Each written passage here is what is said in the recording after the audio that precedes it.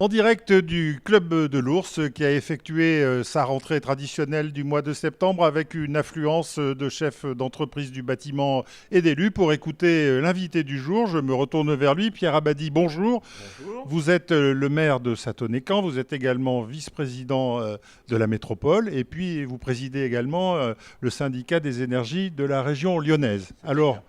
aujourd'hui, vous avez planché devant les membres du club, surtout en votre qualité de maire de Satonécan, et vous avez expliqué à l'auditoire l'évolution de votre commune. Est-ce que vous pouvez nous en donner les grandes lignes? On ne va pas refaire le débat qu'on a eu, qui était d'ailleurs très intéressant. Et je crois que l'intérêt sur lequel cela a apporté, c'est le fait qu'une commune voyait sa population doubler en un temps record. Puisque au niveau national, nous devons être une des seules communes qui va doubler sa population en 10 ans. Alors, quelques chiffres pour nos téléspectateurs. Le nombre d'habitants en 10 ans, il est passé Alors, de... il est passé de 4300 habitants. Aujourd'hui, il est à plus de 7000 habitants. Et en fin de mandat, d'ici 2020, il sera à 8000 habitants. Voilà, donc ça représente quelle emprise foncière, combien de logements? Alors, ça représente sur l'emprise foncière, puisqu'il y a deux volets. Il y a un volet avec le pôle régional de gendarmerie qui est arrivé en 2012, et l'autre volet qui est la zone d'aménagement, qui porte donc, on l'a dit, sur plus de 780 logements.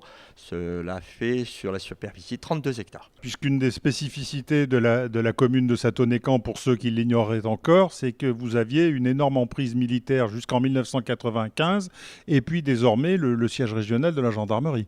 Voilà, en effet, jusqu'en 1995, nous avions le célèbre 99e RI qui était installé à Satonnet.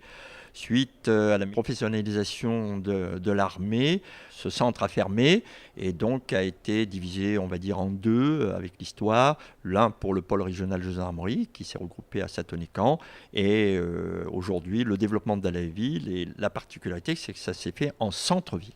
Voilà, alors donc, est-ce qu'on peut considérer que c'est un avantage ou un inconvénient d'avoir une grosse population militaire? Alors, la population militaire, on l'avait déjà, donc on n'a pas été dépaysé de voir arriver le pôle régional de gendarmerie, avec les conséquences, comme je l'ai rappelé, plutôt d'ordre administratif que d'ordre, je dirais, d'intégration de la population. Et l'autre partie, bien entendu, c'est l'arrivée massive d'une nouvelle population dont il a fallu intégrer, ne serait-ce que par rapport aux équipements publics, dont certains ont été reportés. On a fait l'essentiel, les écoles, parce que c'était le plus important. Mais je pense que d'ici le prochain mandat, l'équilibre sera trouvé pour que, dans de bonnes conditions, l'ensemble de la population puisse bénéficier de ces infrastructures. Pierre Abadie, merci. Vous avez été le premier invité de cette nouvelle saison du Club de l'Ours qui, je le rappelle, cette année fête ses 30 ans et qui est devenue une véritable institution de la ville lyonnaise. Nous vous disons à très vite pour un nouveau rendez-vous ici en direct du quartier Général Frères à Lyon-Gerland.